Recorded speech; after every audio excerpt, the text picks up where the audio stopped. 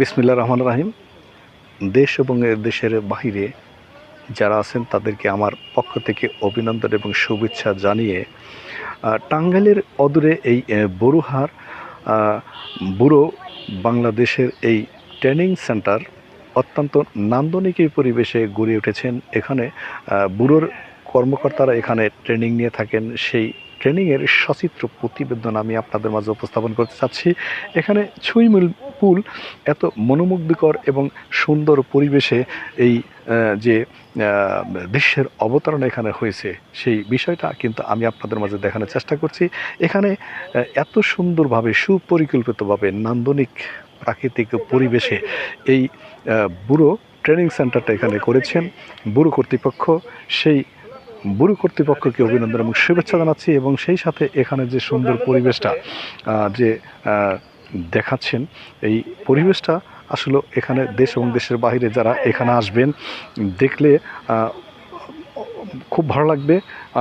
যে পরিবেশটা এখানে দিয়েছেন এই বুড়ো কর্তৃপক্ষ, এই তথ্য বা প্রতিবেদন দেওয়ার চেষ্টা করছি। এখানে অত্যন্ত সুন্দরভাবে সুচারুভাবে এখানে এই সুইমিং পুল এবং এখানে পাহাড় পর্বত, এখানে ঘেরা ফুলের বাগান অত্যন্ত সুচারুভাবে সুন্দরভাবে এই যে পরিবেশন এখানে দিয়েছেন, সেই তথ্যচিত্রটি আমি আপনাদের মাঝে দেখাতে চাচ্ছি।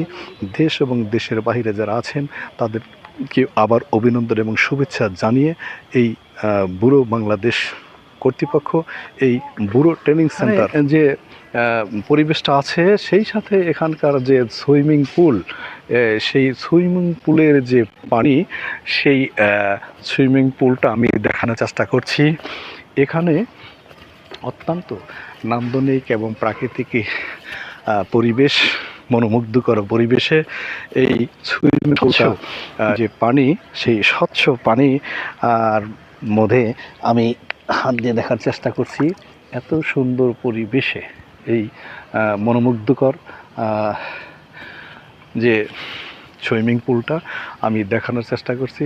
এখানে যারা যেন এক শিল্পীর মনের মাধুরী মাখা যে চিন্তা চেতনা, একটা শিল্পীর যে আঁকা ছবি, সেই বিষয়টাই এখানে বুড়ো কর্তৃপক্ষ করে দিয়েছেন। যার শিল্পীর ছোঁয়ার মাধ্যমেই যে কল্পনাটা একটা শিল্পী করেছেন, সেই দৃশ্যটাই এখানে প্রতিস্থাপন করেছেন শিল্পীর আঁকা ছবির মতো। বুড়ো কর্তৃপক্ষ যে এই বিষয়টা এখানে উপস্থাপন করেছেন, এটা